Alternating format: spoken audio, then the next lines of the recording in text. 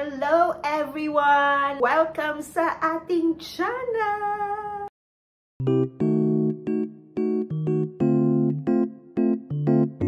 Pag-uusapan natin today is an update of my braces journey. Matagal na po akong hindi nakapag-update sa inyo kung ano nang nangyari sa aking ipin. We will talk about Atomy toothpaste. So, bagay ito sa akin na may braces at meron po akong root canal na isa dito. If you have a braces, marami tayong tooth filling para po makasigurado na within the time frame that you have your braces on, wala pong ipin na abubunot. Ano ba si Atomy? Atomy is a Korean brand that offers everything from supplements, skincare, to makeup, at marami pang iba. Atomy Korea is now present in United States, Japan, Taiwan, Mexico, Cambodia, Canada. In case you want to become a member of Atomy, especially if you're living in the Philippines, this is for free. Get to enjoy wholesale pricing, no registration fee, no annual fee, no automatic reordering, and no auto ship. Aims to be a global brand that is offering products with a less price. Without further delay, atin ang pag-uusapan ang Atomy toothpaste. First, we will begin with its packaging. Yellow po ang kanilang kulay, and this part here, the ingredients, the usage, how to use, warnings. This part here, you can see where this is manufactured. It expires on 2026, so it will expire 3 years after opening. Also halal free. This is 200 grams. At the back part, meron pong Chinese characters which I cannot read. Ang translation nito is this one, that part in the box. Na-open ko na po siya, and this is very translucent. Iba po ang kanyang kulay sa usual toothpaste na nakasanayan na natin, which is not clear.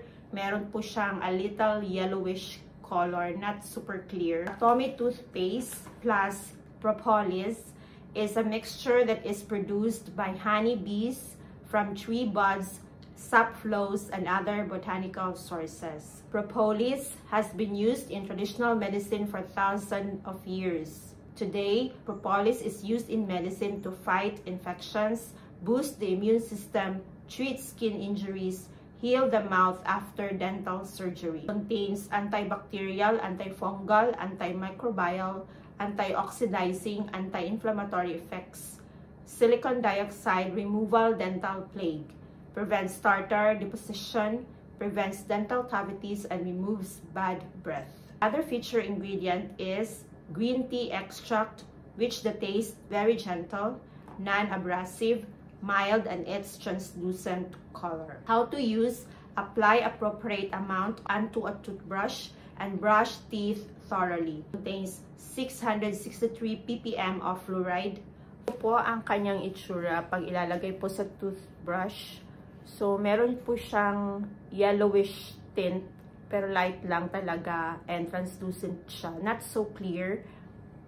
The scent is super mild. Meron po siyang toothpaste na kagaya ang bangong before, na sikat din na toothpaste. If you are familiar with Sweet Sal, toothpaste of Sweet Sal before, ang scent niya sa ipin mo, ganun po talaga. So, similar sa Sweet Sal toothpaste. Because I am already an Atomy member, I purchased this toothpaste. 5 of this 200 grams po ang mabibili mo. Wholesale po siya at nabili ko lang siya for only 770 pesos.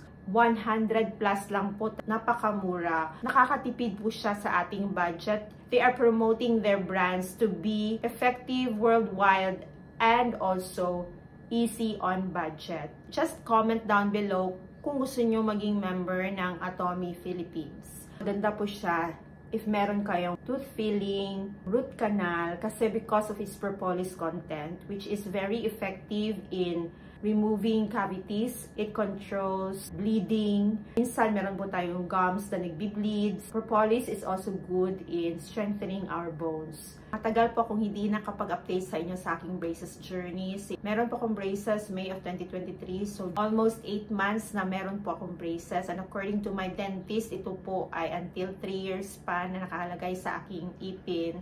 So, matagal po ang journey ko sa braces because of the case of my teeth. Meron pa din po akong expander. So, this is the expander na meron po sa aking upper gum. So, ilalagay yan dito sa upper gum para po ma-move ang upper teeth ko. Dapat lang po talaga maka-overlap siya sa lower part na teeth para po secure na siya at hindi na babalik sa original. There's a lot of improvement for almost 8 months of having braces on. 4 teeth ko, talagang inside yan siya. But now, the 2 teeth, yan, meron na siyang improvement na lumalabas na siya. I have a elastics which is Chipmunk. Super liit po niya. 4.5 ounce. Meron pang mga gaps, especially dito. Yan. Hindi pa yan na-close kasi I think kailangan pa talagang ma-overlap na siya. Itong ipin na ito, ang matagal mag-overlap. Siya pa ang nasa inside and the rest,